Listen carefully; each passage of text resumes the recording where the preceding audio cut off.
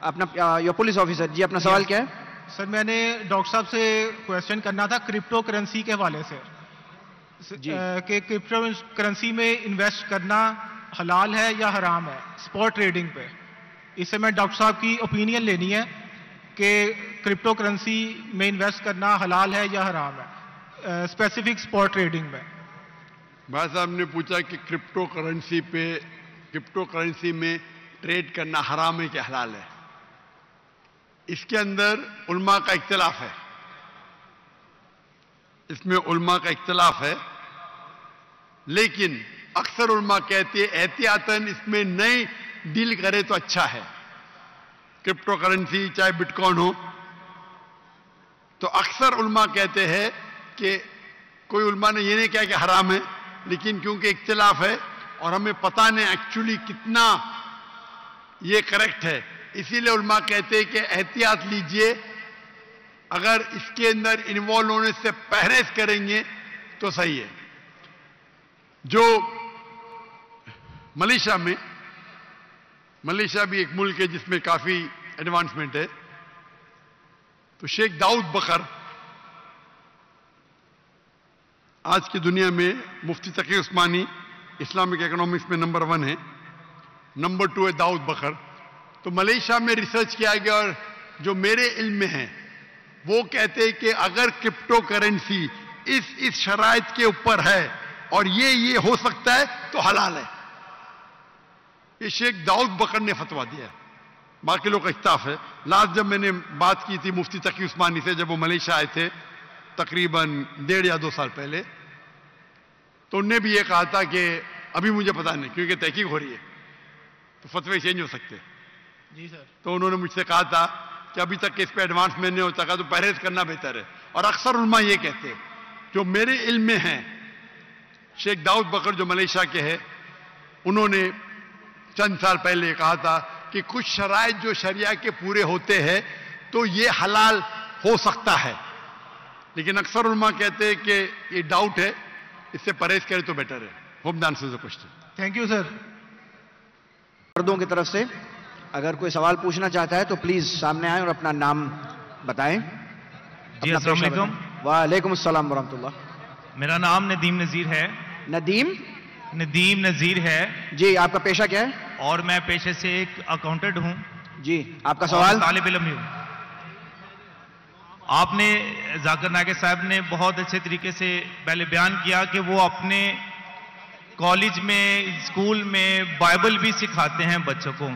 मेरे पास 2 आयात हैं, मैं सिर्फ उनसे कहूंगा कि वो इसकी तफसीर बयान कर दें ताकि जो हम क्रिश्चियन हैं, हमारे कीदे के मुताबिक यसु मसीह जो है वो खुदा के बेटे हैं। आप क्रिश्चियन हैं? यस, मैं क्रिश्चियन हूं। अच्छा, आपने वजाहत नहीं की थी पहले। अच्छा, क्या सवाल है आपका? मेरा क्वेश्चन ये है कि बाइबल मुकद्दस के अंदर कुछ जी वो आप जो रेफरेंस दे रहे हैं, रेफरेंस पढ़ें जी। गॉस्पेल ऑफ जॉन 14 उसकी 6 आयत, यसु ने उससे कहा कि राह, हक और जिंदगी मैं हूं, कोई मेरे वसीला के बगैर बाप के पास नहीं आता।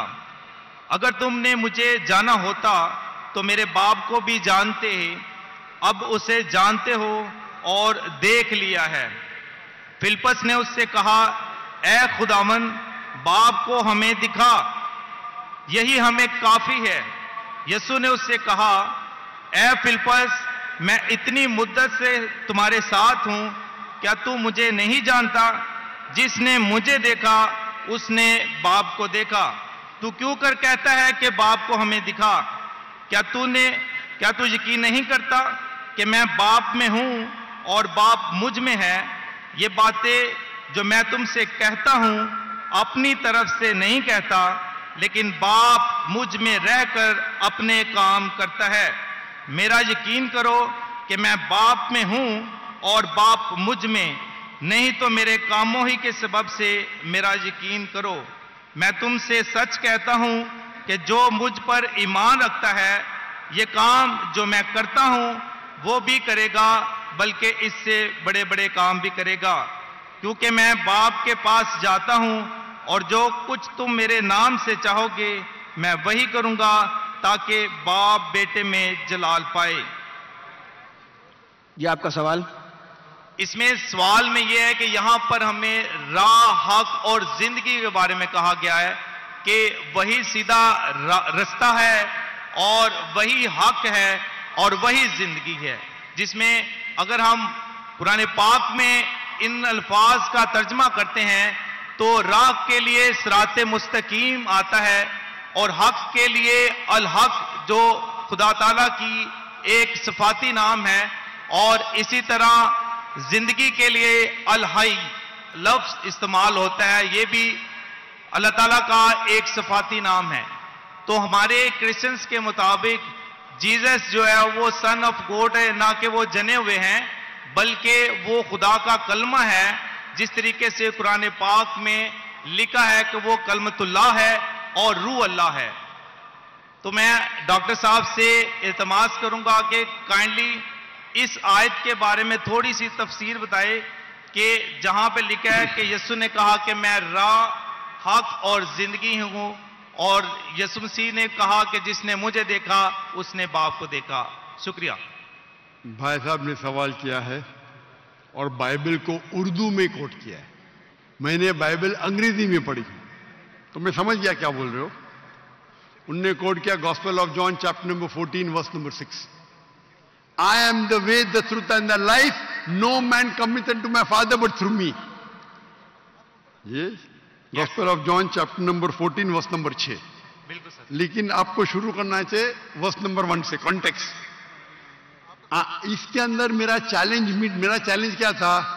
میرا چیلنج یہ تھا کہ آپ بائبل میں سے ایک ورس دکھائیے جس میں عیسیٰ علیہ السلام خود فرماتے کہ میں خدا ہوں یا میری عبادت کرو. یہ چیلنج میٹ نہیں ہوتا ہے، پھر بھی میں جواب دوں گا. یہ اس میں انیکویوکلی مطلب وداؤٹ ڈاؤٹ یہ چیلنج تو میٹ نہیں ہوتا ہے، پھر بھی میں جواب دوں گا. آپ نے کہا یہ جو I am the way, the truth and the life, no man cometh unto my Father but through me. یہ انگلش ہے. یس سر. یہ اردو میں ترجمہ ذرا اتنا فلوئنٹ نہیں ہوں، انگریزی میں فٹافٹ کوٹ کر سکتا ہوں. I am the way, the truth and the life. میں رہا ہوں، میں حق ہوں اور میں راستہ ہوں. یس. کوئی بھی شخص میرے طرف نہیں آ سکتا ہے. No man can come unto me. I am the way, the truth and the life. No man come unto me but through this. تو یہ پوچھ رہے ہیں کہ اس کے معنی چھپی ہوئی معنی ہے کہ عیسیٰ علیہ السلام خدا. جب عیسیٰ علیہ السلام کہتے میں راہ ہوں، میں حق ہوں، تو میں خدا ہوں. برابر کہ نہیں؟ ہاں کہ نہیں؟ جی یہاں پہ وہ بالکل سر، بالکل سر. کر رہے ہیں. جب بھی کہا گیا ہے کہ I am the way, the truth and the life, no man cometh unto me but through me. ہر پیغمبر اپنے دور میں وہی راہ تھا، وہی حق تھا اللہ کی طرف جانے کے لیے. موسیٰ علیہ السلام کے ٹائم پہ موسیٰ علیہ السلام was the way, the truth and the life. No man came unto Allah but through موسیٰ علیہ السلام. عیسیٰ علیہ السلام کے ٹائم پہ عیسیٰ علیہ السلام بے شک راہ تھے، حق تھے. اللہ کی طرف کوئی بھی نہیں جا سکتا صرف عیسیٰ علیہ السلام کے دکھائے ہوئے راستے سے.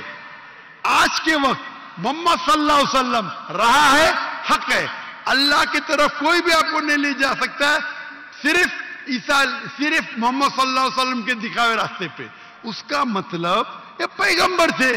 ہر پیغمبر اپنے دور میں he was the life, the truth. No man came unto Almighty God but through him. تو اس کے معنی یہ ہے کہ عیسیٰ علیہ السلام اللہ کے پیغمبر تھے. اس میں مجھے کوئی دو رائے نہیں. آپ اس کو غلط لیتے ہیں اور غلط مانی لیتے ہیں. اس سے کئی ثابت نہیں ہوتا ہے کہ عیسیٰ علیہ السلام خدا ہے. آپ نے کہا عیسیٰ علیہ السلام کلمۃ اللہ تھے، اللہ کے کلام تھے. ہر پیغمبر اللہ کے کلام تھے. ہر پیغمبر. موسیٰ علیہ السلام اللہ کے کلام تھے، عیسیٰ علیہ السلام اللہ کے کلام تھے، محمد صلی اللہ علیہ وسلم اللہ کے کلام تھے.